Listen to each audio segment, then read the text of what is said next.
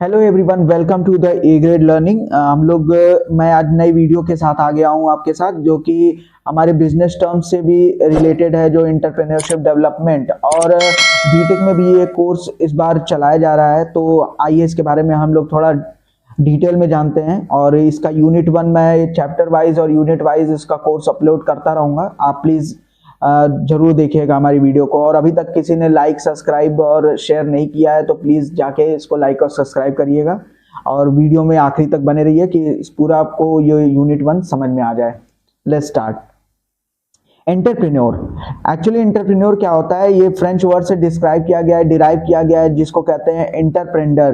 ठीक है, एंटरप्रेन्योर का मतलब क्या होता है कि जो इंडिविजुअल हु वेयर अंडरटेकर्स, जो बिजनेस को स्टार्ट करते हैं, जो कि नए आइडेंटिफिकेशन, नए क्रिएटिविटी, इनोवेटिव माइंड को जो जनरेट करते हैं या नए इंफॉर्मेशन को गैदर करते हैं और उसके हिसाब से अपना खुद का कोई बिजनेस सेटअप करते हैं, तो उनको हम एंटरप्रेन्योर कहते हैं।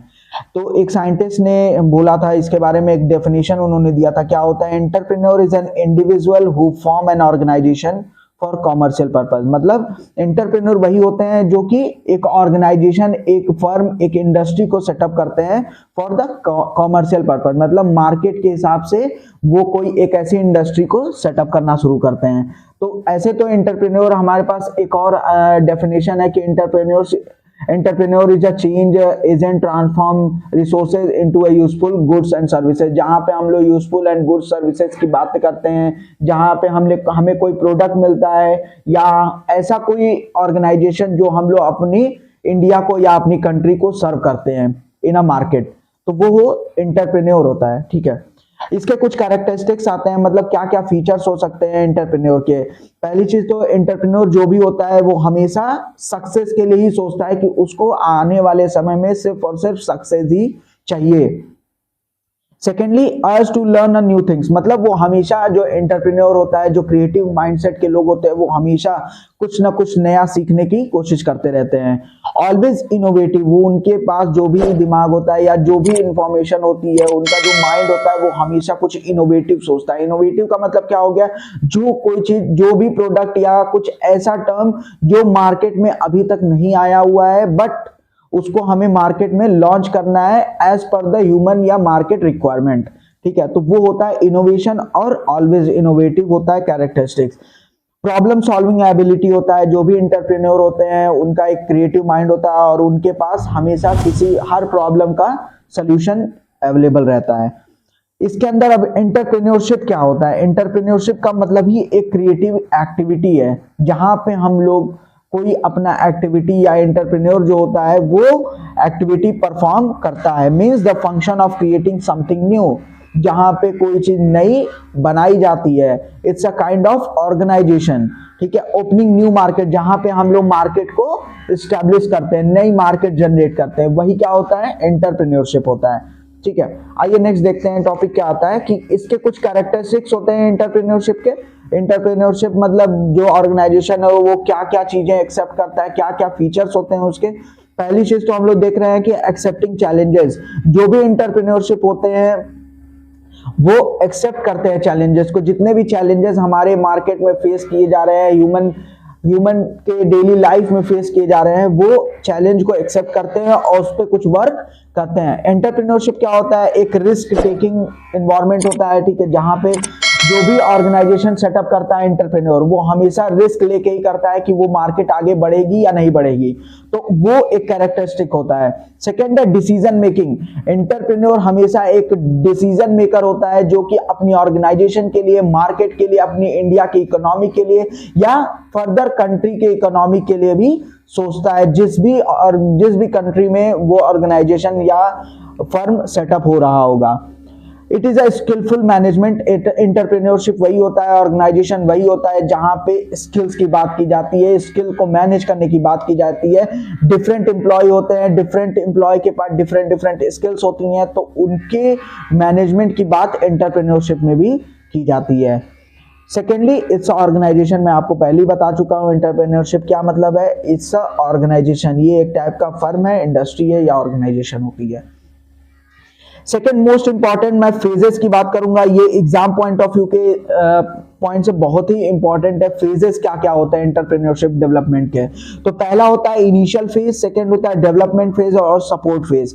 मैं इन तीनों को थोड़ा ब्रीफ में डिस्क्राइब करूंगा। इनिशियल फेज का मतलब आप समझ जाओगे कि एंटरप्रेन्योरशिप को डेवलपमेंट करने के लिए, मतलब कि ऑर्गेनाइजेशन को डेवलप करने के लिए जो इनिशियल फेज यूज किया जाता है, जहां पे अवेयरनेस लाई जाती है, क्रिएशन किया जाता है, मतलब कि हम अभी जानते हैं कि क्या क्या चीजें मार्केट में चल रही हैं, हम उसका सर्वे भी शुरू करते हैं। तो वो हमारे पास क्या होता है, इनिशियल फेज आता है, जहां अपॉर्चुनिटी के बारे में भी हम लोग करते हैं। मतलब हम लोग यहाँ कर सकते हैं कि ये सर्वे बेस्ड होता है, ठीक है, वही इनिशियल जहां हम लोग स्टार्ट करते हैं। Now second is the development phase, जहां हम लोग इंप्लीमेंट करते हैं, ट्रेनिंग देते हैं और मैनेजमेंट स्किल्स को शो करते हैं, जहां हम लोग डेवलपमेंट स्टार्ट करते हैं।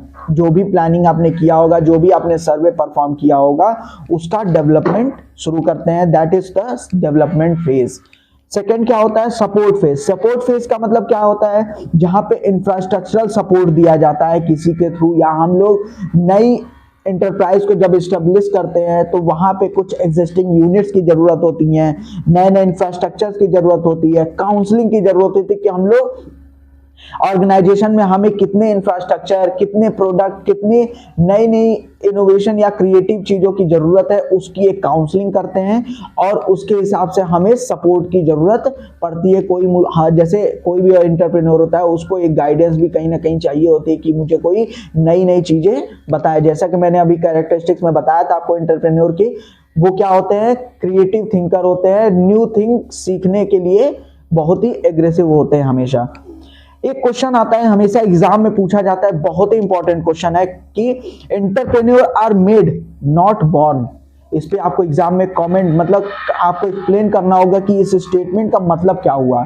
Entrepreneur are made not born का मतलब ये हो गया कि एंटरप्रेन्योर वो नहीं होता है जो कि पैदा होते ही चीजें जान जाता है, ऐसा नहीं होता है।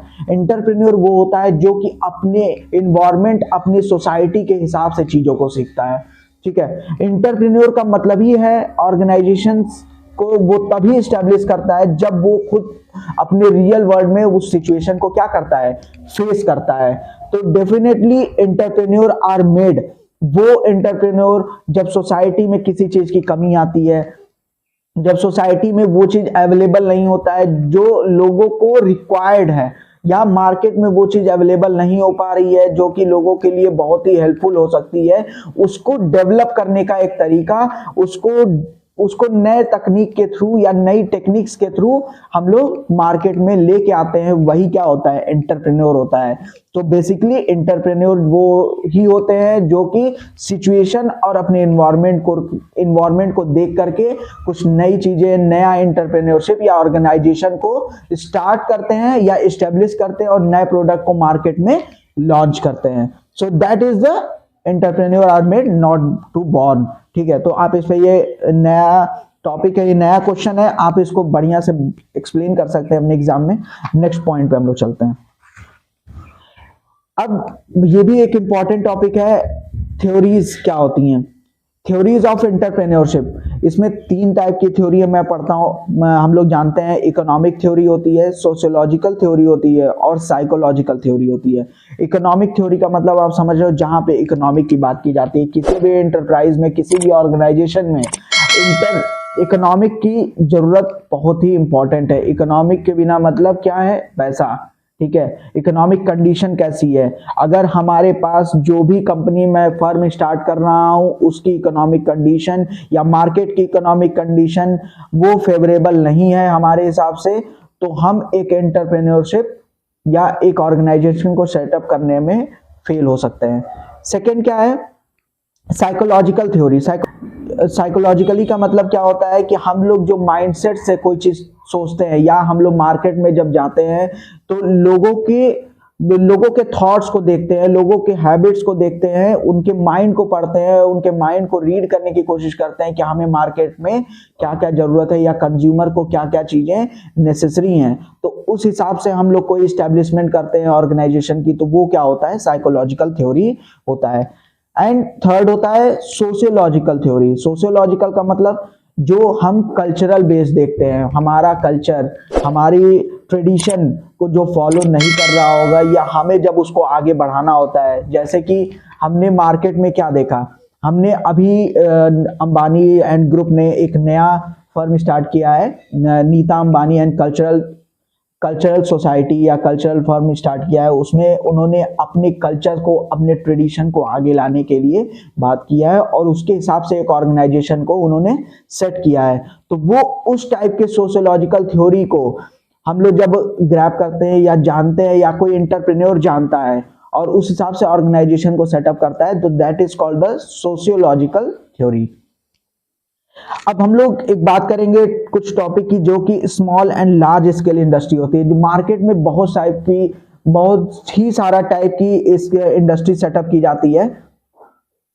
नेक्स्ट हम लोग बात करेंगे small and large scale industry की। देखिए मार्केट में दो टाइप की इंडस्ट्री सेटअप रहती है, एक स्मॉल स्केल इंडस्ट्री होती है और एक लार्ज स्केल इंडस्ट्री होती है। तो हम लोग इसके बारे में थोड़ा थोड़ा जानेंगे। वैसे तो स्मॉल स्केल इंडस्ट्री बहुत ही इंपॉर्टेंट है। स्मॉल स्केल इंडस्ट्री का मतलब यही हुआ कि जहां पे इन्वेस्टमेंट कम अमाउंट में होता है, जो कि इन्वेस्टमेंट दूसरे के ऊपर भी डिपेंड करते हैं लोग, depending on the amount of investment made on it. ठीक है, एसएसआई, इसको हम लोग शॉर्ट फॉर्म में एसएसआई भी कहते हैं। एग्जाम में अगर एसएसआई का मतलब स्मॉल स्केल इंडस्ट्री आ जाता है। ठीक है, तो which are contributing most to the Indian economic. सबसे मोस्ट इंपॉर्टेंट तो हम लोग देखें तो स्मॉल स्केल इंडस्ट्री हमारी सोसाइटी को ज्यादा से ज्यादा सर्व करती है। इंडिया की इकोनॉमिक में सबसे ज्यादा हेल्पफुल स्मॉल स्केल इंडस्ट्री होती है। कैसे? वो नए नए जो भी एम्प्लॉयज होते हैं या नए नए कैंडिडेट्स होते हैं, नए नए जो भी नीडी होते हैं जॉब के लिए, उनको ग्रो करता है और हमारे इंडिया को सर्व करता है। वो नए जो एम्प्लॉयज होते हैं, जो स्मॉल स्केल इंडस्ट्री के लोग ग्रैब करते हैं या रखते हैं अपने कंपनी में, वो क्या करते हैं कि मार्केट को नए लेवल तक लेकर के जाते हैं। कुछ नया क्रिएटिव सोचते हैं, कुछ नया इनोवेटिव सोचते हैं, जहां पे ज्यादा कंपटीशन तो नहीं होगा उनके फर्म में, पर्टिकुलर फर्म में ज्यादा कंपटीशन नहीं होता है। मतलब मैं कह सकता हूं कि 50 से कम एम्प्लॉय एक स्मॉल स्केल इंडस्ट्री में काम करते हैं। इसकी कुछ टाइप्स हम लोग देखते हैं। मैन्युफैक्चरिंग इंडस्ट्री भी होती है। स्मॉल स्केल इंडस्ट्री कौन कौन सी टाइप की होती है देखिए, manufacturing industry, service based industry, technology based industry और एंसिलरी इंडस्ट्रीज। ये थोड़ा इंपॉर्टेंट टर्म है। एंसिलरी इंडस्ट्री क्या होता है, मैं आपको इसके बारे में बताता जाऊंगा। जैसे कि आप पहले मैन्युफैक्चरिंग इंडस्ट्री का मतलब कि जहां नई नई चीजें मैन्युफैक्चर की जाती हैं, जैसे कि पावर लूम्स कह सकते हैं, इंजीनियरिंग इंडस्ट्री होती है। ठीक है, ये सारे मैन्युफैक्चरिंग इंडस्ट्री में आता है। सर्विस इंडस्ट्रीज क्या क्या हो सकती है? सर्विस इंडस्ट्री डिफरेंट टाइप की इंडस्ट्री, जैसे जहां लाइट या रिपेयरिंग के थ्रू जो इंडस्ट्री डेवलप करती है अपनी ऑर्गेनाइजेशन को, वो क्या होता है? सर्विस बेस्ड इंडस्ट्री होती है। टेक्नोलॉजी आप समझ ही रहे होंगे। एंसिलरी इंडस्ट्री क्या होती है, आइए देखते हैं इसके बारे में। एंसिलरी इंडस्ट्री का मतलब होता है which providing parts and component and rendering services to large industry. वो इंडस्ट्री जहां पे कोई किसी भी पर्टिकुलर प्रोडक्ट का पार्ट या कंपोनेंट हम लोग लार्ज स्केल इंडस्ट्री को सेल करते हैं या उनको सर्विस प्रोवाइड करते हैं, वो होता है एंसिलरी इंडस्ट्री। ठीक है, अब नेक्स्ट हम लोग जानते हैं पोजीशन क्या है हमारे इंडिया में स्मॉल स्केल इंडस्ट्री की पोजीशन क्या क्या है। ये बहुत इंपॉर्टेंट है, ये क्वेश्चन हर बार पूछा गया है एग्जाम में, तो प्लीज इसको आप लोग ध्यान से पढ़िएगा और समझिएगा। एसएसआई का रोल क्या है, क्या पोजीशन है? पहली चीज तो आप जान लीजिए कि इसका रैपिड ग्रोथ हुआ है हमारे, मतलब ईयर टू ईयर इसका ग्रोथ होता चला जाता है। स्मॉल स्केल इंडस्ट्री में नए नए टेक्नोलॉजी फिर से इंप्लीमेंट किए जाते हैं और वहां पे रैपिड ग्रोथ होता चला जाता है। सेकेंडली क्या है, number of scale small industry increase to 0.86 million. हम लोग ये एक सर्वे हुआ था जहां पे हमने देखा था क्या 1980 से लेके 2012 तक कितने मिलियन का इंक्रीमेंट हुआ था स्मॉल स्केल इंडस्ट्री में। 0.86 मिलियन का इंक्रीमेंट होता चला गया इसमें। ठीक है, दूसरा हम लोग जानते हैं कि first rank food product industry होती है, मतलब कि सबसे ज्यादा स्मॉल स्केल इंडस्ट्री जो ग्रो कर रही है वो सबसे ज्यादा फूड प्रोडक्ट पे ही ग्रो कर रही है। हम लोग मार्केट में जब जाते हैं तो हम लोग देखते हैं कि हर जगह लोगों की रिक्वायरमेंट, कोविड के सिचुएशन में भी आपने देखा होगा सारी फैक्ट्री, सारे फर्म, सब कुछ बंद हो गए, लेकिन फूड प्रोडक्शन जो कंपनी होती है वो बंद नहीं हुई थी। इनफैक्ट फूड प्रोडक्ट जो बनाती है, फूड प्रोडक्ट को सेल करती है, वो आपके होम डिलीवरी तक उन्होंने कोविड टाइम में डिलीवरी की थी। तो ये फूड प्रोडक्ट इंडस्ट्री जो है वो सबसे नंबर 1 इंडस्ट्री है आज के टाइम पे।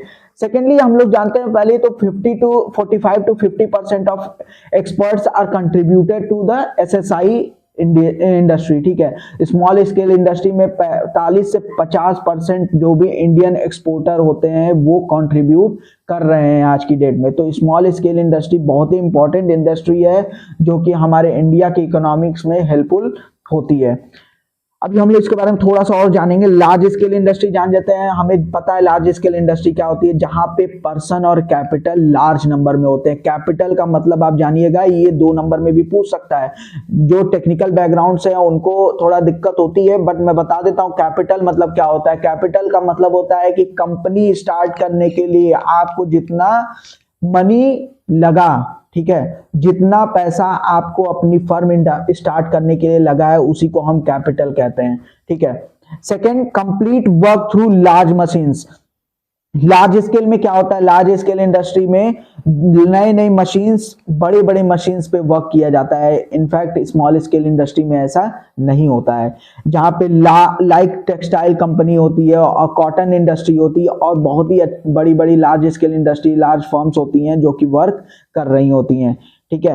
हैविंग स्टैंडर्ड स्ट्रक्चर, इनके अंदर स्ट्रक्चर कुछ अलग फॉर्मेशन होता है स्ट्रक्चर का, जैसे कि जॉब डिस्क्रिप्शन ये पोस्ट करते हैं, एचआर पॉलिसीज को इंप्लीमेंट करते हैं, बट स्मॉल स्केल इंडस्ट्री में ऐसा कुछ भी नहीं होता है। तो बेसिकली आप समझ लीजिएगा कि डिफरेंस इसमें एग्जाम में आपके पूछा जा सकता है कि स्मॉल स्केल इंडस्ट्री और लार्ज स्केल इंडस्ट्री में क्या डिफरेंस होता है। तो स्मॉल स्केल में मैंने आपको बताया कि जहां पे मैन पावर, टूल, मशीन, ठीक है, वो कम होते हैं, बट लार्ज स्केल में क्या होते हैं, लार्ज बेसिस पे होते हैं, ठीक है। और लार्ज स्केल इंडस्ट्री एक मास प्रोडक्शन करती है हमेशा। स्मॉल स्केल इंडस्ट्री वो एक लेस अमाउंट में किसी प्रोडक्ट का प्रोडक्शन स्टार्ट करती है। तो आपको आई होप कि लार्ज स्केल इंडस्ट्री और स्मॉल स्केल इंडस्ट्री में डिफरेंस पता चल गया होगा। नेक्स्ट हम लोग चलते हैं टॉपिक पे। सबसे इंपॉर्टेंट मैं टॉपिक की अब बात करने जा रहा हूं जो कि लॉन्ग क्वेश्चन में भी पूछा जाता है, लॉन्ग क्वेश्चन में, और ये इंपॉर्टेंट क्वेश्चन है। क्या stages in starting small scale industry, क्या क्या स्टेजेस इन्वॉल्व करते हैं हम लोग स्मॉल स्केल इंडस्ट्री को, एसएसआई को स्टार्ट करने के लिए क्या प्रोसेस होता है, हम लोग इसको स्टार्ट करते हैं। पहला प्रोसेस होता है स्टडी बिजनेस इन्वायरमेंट। हम लोग को मार्केट में पहली चीज पढ़नी पड़ेगी, जाननी पड़ेगी, सर्वे करना पड़ेगा कि क्या क्या एनवायरनमेंट चल रहा है, क्या बिजनेस का एनवायरनमेंट चल रहा है, किस चीज की रिक्वायरमेंट हो रही है, ठीक है। उस हिसाब से हमें अपने बिजनेस को सेटअप करना होगा।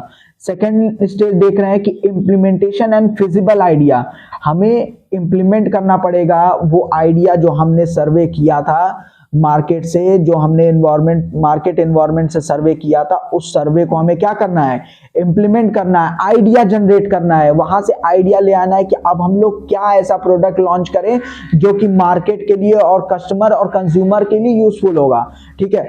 फिर सेकंड है decision making stage. Decision making का मतलब क्या होता है कि जहां पे हम लोग डिसाइड करते हैं कि क्या साइज हो सकता है इस पर्टिकुलर इंडस्ट्री का, क्या टेक्नोलॉजी हम लोग यूज करेंगे, क्या प्रोजेक्ट यूज करने वाले हैं, ठीक है, वो डिसीजन हमें यहां लेना होता है। नेक्स्ट है प्लानिंग स्टेज। प्लानिंग स्टेज का मतलब क्या होता है कि हम लोग जहां नए चैलेंजेस को और अपॉर्चुनिटी को प्लान करते हैं कि हमें कैसे मार्केट में उसको इंप्लीमेंट करना है, कैसे फाइनेंशियल ग्रोथ करनी है, कैसे फाइनेंशियल सपोर्ट प्रोवाइड करना है, या हमें किस किस चीजों की मार्केट से सर्वे की जरूरत है और उस हिसाब से हमें सारी चीजें परफॉर्म करनी है। नेक्स्ट इसी से सिमिलर मिलता जुलता ही है प्लान इंप्लीमेंटेशन, मतलब प्रैक्टिकल स्टेज भी कहते हैं। मतलब हमने जो भी प्लानिंग करी, ठीक है, फाइनेंशियल से लेके प्रोडक्शन से रिलेटेड सारी चीजें हमने जो प्लान कर ली है, अब उसका टाइम आ गया इंप्लीमेंट करने का मार्केट में, ठीक है। तो हम लोग इसको कहते हैं प्रैक्टिकल स्टेज भी, जहां हम लोग प्रैक्टिकली सारी चीजें परफॉर्म करते हैं। रॉ मटेरियल यूज करते हैं, तो उस रॉ मटेरियल को हम लोग क्या करेंगे, उस पर्टिकुलर प्रोडक्ट में यूज करेंगे, यूज करने के बाद उसको मार्केट में लॉन्च करेंगे, ठीक है। सेकंड क्या है, at last controlling. Controlling in the sense अब हम लोग सारी जो भी चीजें हम लोग ने इंप्लीमेंट कर दी है मार्केट में, उसकी कंट्रोलिंग करेंगे। कंट्रोलिंग लाइक व्हाट, एडवर्टीजमेंट की कंट्रोलिंग, ठीक है, जो हम लोग बिना मार्केट में एडवर्टीजमेंट किए तो हमें प्रोडक्ट के बारे में या किसी भी कंज्यूमर के बारे में पता नहीं चलेगा।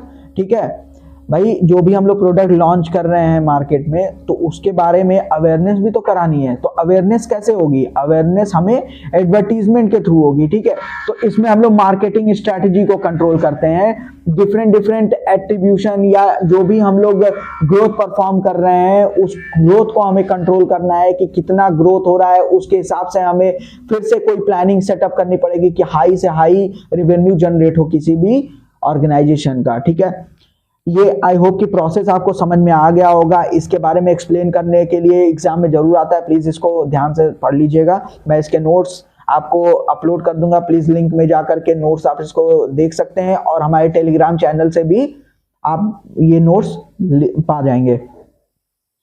नेक्स्ट टॉपिक है रिसोर्सेज फॉर एसएसआई, मतलब क्या क्या रिसोर्सेज यूज होते हैं।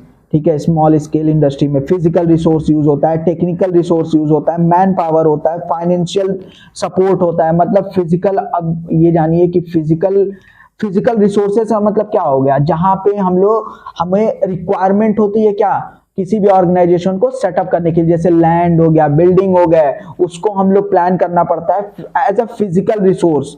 ठीक है, टेक्निकल रिसोर्स का मतलब क्या हो गया, जहां पे हम लोग नई नई टेक्नोलॉजी का यूज करते हैं या उनकी क्वालिटी, मतलब हम जो भी मार्केट में प्रोडक्ट लॉन्च कर रहे हैं या कोई इंडस्ट्री हम लोग सेटअप कर रहे हैं।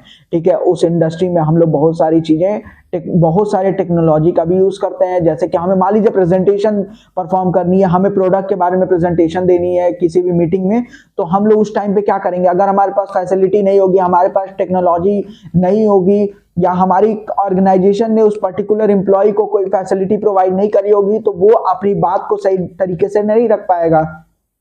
तो टेक्नोलॉजी रिसोर्स का भी बहुत ज्यादा रिक्वायरमेंट होता है किसी भी फर्म में।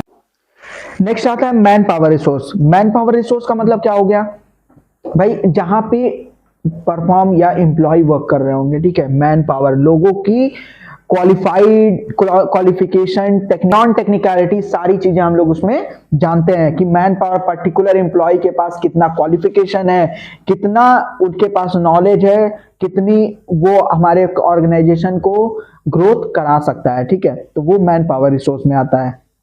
फाइनेंशियल सपोर्ट आपको समझ में आ रहा होगा, जहां पे हम लोग पहली चीज जान लीजिए कि ये क्या होता है, किसी भी ऑर्गेनाइजेशन का बैकबोन होता है। ठीक है, चाहे वो स्मॉल स्केल इंडस्ट्री हो चाहे लार्ज स्केल इंडस्ट्री हो।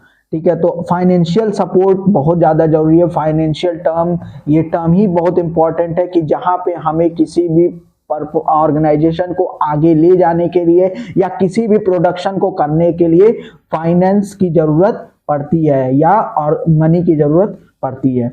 नेक्स्ट हमारे पास आता है टॉपिक, और लास्ट टॉपिक है और ये इंपॉर्टेंट टॉपिक है, तो मैं इसको आपको बताऊंगा कि रूल ऑफ नेशनल ऐसे एजेंसीज होती हैं कुछ जो कि हमारे ऑर्गेनाइजेशन को परफॉर्म करती हैं, उनका कुछ स्पेशल क्वालिटी होती है उनके पास जो स्मॉल स्केल इंडस्ट्री में सपोर्ट करती है।